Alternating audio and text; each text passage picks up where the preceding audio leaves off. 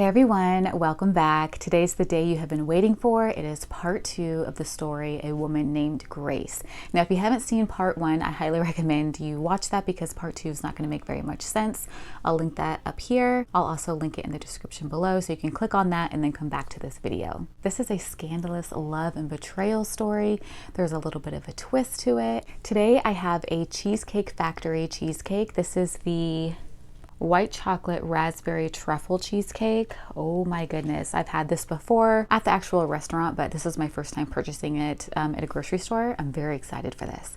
And my sister Becky made me this water bottle, so I am drinking water today. Cheesecake really tends to stick to the mouth, although it goes very nicely with coffee. I've already had a coffee today and I thought I could really use a rinse as I'm telling this story. Let's not waste any more time and jump right into it. The part that we left off was Grace and Ryan were getting off the elevator. They went to the 3rd floor to room 308. Ryan opened the door for Grace and what she saw was quite surprising to her. So I also had to mention in part 1 that I accidentally gave a timeline of August 17th, 1986, and that is actually part of another story that I've been writing. The true date is 2006. August 17th, 2006. Sorry about that, guys. I am writing both stories at the same time, and in part 1 I accidentally said the wrong date. Moving on. I suppose I should get a quick bite of this, huh? Cheesecake is so super rich. We all know this. I know I'm not going to be able to eat a ton of it. This is a chocolate or an Oreo crust, so yeah.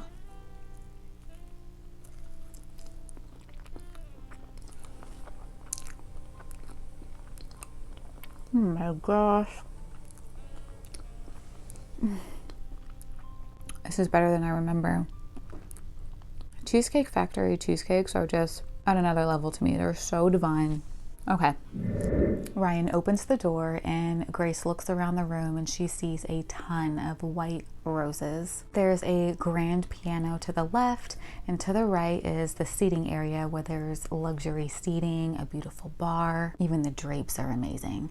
She's looking around absolutely stunned, and she turns to ask Ryan, "Are you expecting someone else?" Ryan closes the door behind him and smiles and says, "Yeah, but not until later." He offers to take Grace's coat and her purse and invites her to sit in the seating area. Grace sits down on the velvety couch and she runs her fingers along the fabric and notices that it seems very luxurious and comfortable. Ryan goes into the bedroom to retrieve his briefcase where he has the file that he wanted Grace to look at. Now, Grace is kind of thinking to herself at the moment, I wonder how often an attractive man like Ryan is renting hotel rooms, and wondered if he had a girlfriend or a friend that was going to come over. She was really curious as to what he had planned for that night.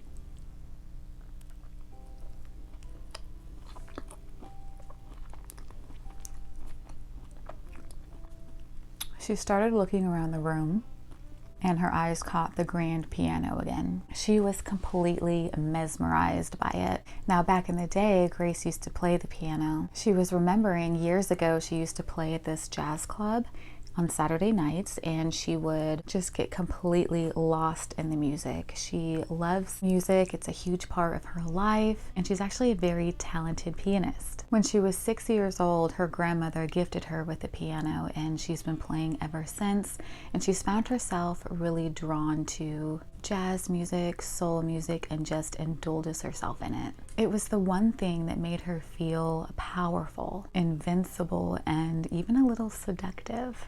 Before she knew it, she found herself walking to the piano, running her hands along the keys. She sat down, placed her hands on the keys, and suddenly the music came alive under her fingertips.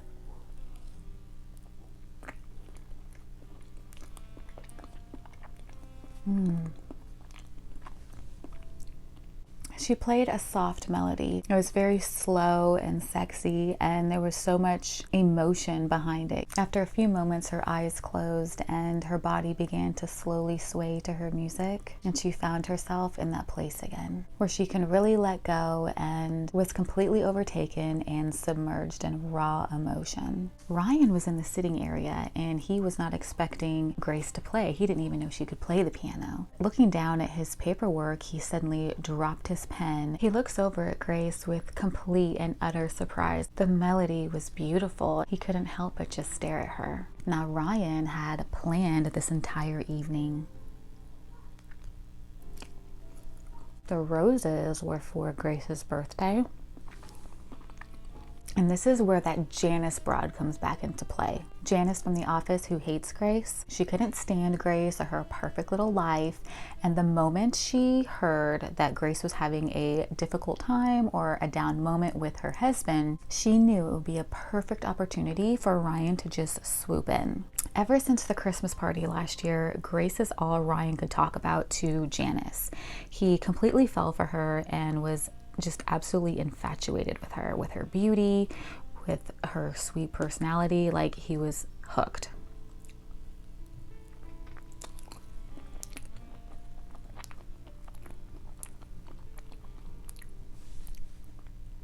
He told Janice that he had to have her, and that's how they got to this very moment. Now, as Grace was lost in her music,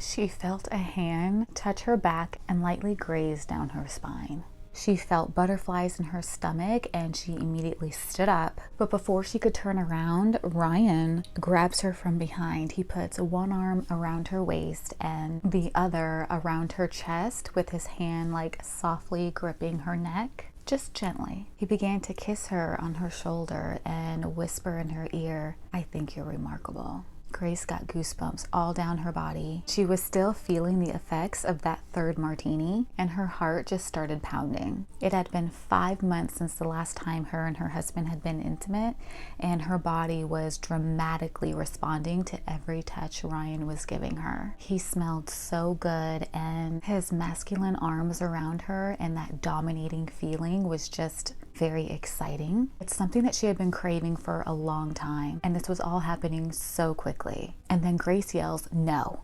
She grabs Ryan's arm, throws it off her waist, turns around and takes a couple of steps backwards. She's slowly backing away from Ryan with her eyes locked on his. She has one of her hands placed on her neck where he was just holding her, and Ryan's eyes have never looked so green, and he had this intense animalistic look in his eye. Ryan starts to walk towards Grace and her heart starts pounding again. And she's thinking to herself, what is this feeling? I've never felt this way with another man before. There's just a lot of adrenaline running through her body at the moment, and she doesn't exactly know how to react.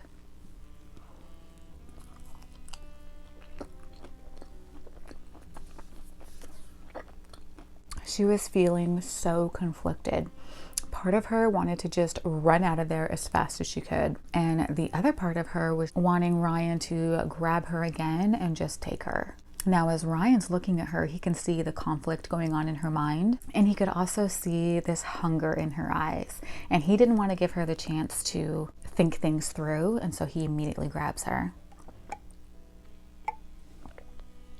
This time, his left hand goes around her back and his right hand slides gently through her hair, gripping the back of her head as he draws her close to him.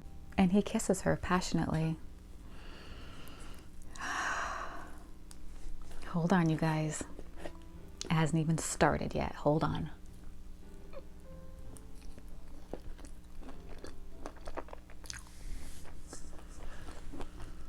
I'm freaking out at this point because, you guys, side note, I don't plan my stories and then like write them out, like what happens next, write it out. It all just flows out of me at once. So I don't even know what's going to happen next. I'm just writing and I find out what happens as I'm writing it. The moment their lips touched, all of Grace's thoughts just left her. Her mind went completely blank and she couldn't think about anything. All she could do was feel Ryan. Both of her hands go around the nape of Ryan's neck and she brings him in even closer. Ryan's hands unzip the back of Grace's dress. He looked into her dark eyes that seductively stared back at him. This is the moment he had been dreaming of. He wanted Grace and he finally had her. He gently ran his thumb across her bright red lips as he let her dress hit the floor. He just looked at her body and felt this sense of power. He was like a wolf that found his lamb and was finally ready to devour her. He pressed her body against the wall behind her and lifted her arms over her head, locking his fingers with hers. Grace was in the same place she was when she plays their music, floating somewhere else, and her body was urging and craving Ryan's every touch. Then there's a knock at the door.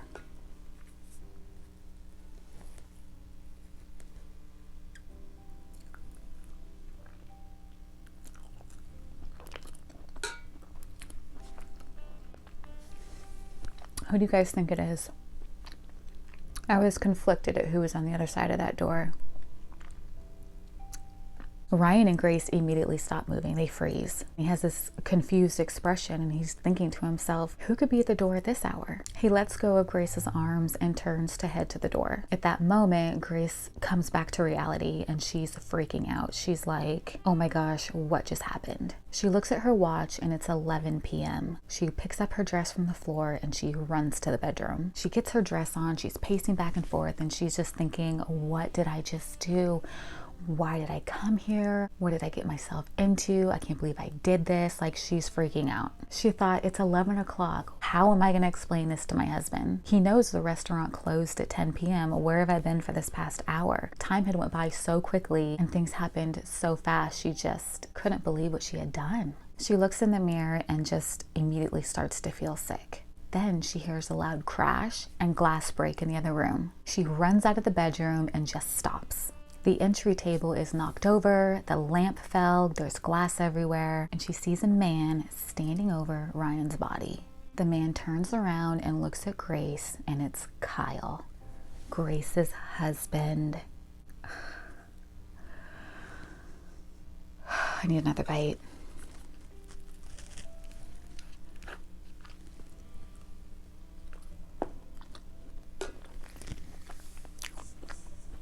What is Kyle doing there, right? Well, this is where good old Janice comes back in the picture. When Janice set up this meeting between Ryan and Grace, he knew that there was a good chance Ryan would be able to, I guess, have his way with Grace because he's extremely successful, he's intelligent, he's very good looking, and he always gets what he wants. So Janice contacted Kyle that night and sent him an anonymous text and said, your wife isn't where you think she is. She never identified herself to Kyle and she didn't give any other details other than the location of where Grace was and a room number, 308. Now, remember, Kyle and Grace had been married for a very long time. It was like 15 years. He trusted his wife. He was just like, didn't really take it seriously, didn't know the number, thought somebody might have been messing with him, and he was busy at work anyway. But Kyle knew that the restaurant she was going to closed at 10 p.m. So when it was after 10 and Grace was still not home, he called her to check on her and she didn't answer. 10:30 came around, he called her again, she didn't answer, so Kyle started to get a bit worried and he drove to the restaurant hotel. When he arrives there, it's around 10:50. He goes to the check-in area and asks if a Grace Marlowe had checked in for the evening. The hotel clerk said no, and Kyle just felt completely reassured and that the text message that he got was somebody messing with him. So he takes a deep breath and has a seat in the lobby area just to kind of collect his thoughts, and he calls Grace again. Goes straight to voicemail. It's almost 11 p.m. at this point. Grace is not the type to even stay out that late, much less not answer her phone. So Kyle attempts to text Grace and say, hey, I'm really worried, where are you? There was no response, and so he decides to head to the elevator. He remembered that the anonymous text message that was sent to him by Janice said room 308. So he heads up to the third floor, goes down the hallway, and he sees room 308. He hesitates for a moment and then knocks on the door. Now, that's the moment that Grace and Ryan were having their passionate kiss, and they were like, oh my God, who's at the door? Grace is looking at Kyle in complete disbelief. She looks at Ryan on the floor and then she looks back at Kyle and her eyes just fill up with tears. Her heart starts racing, she starts shaking, and the only thing that she can get her mouth to say is, Kyle. And she just begins sobbing. She wants to tell him that what he thinks happened didn't actually happen, but she just can't get the words out. Kyle looks at Grace with his eyes full of pain. His eyes begin to water as well, and he just looks weak in the knees. He looks ill.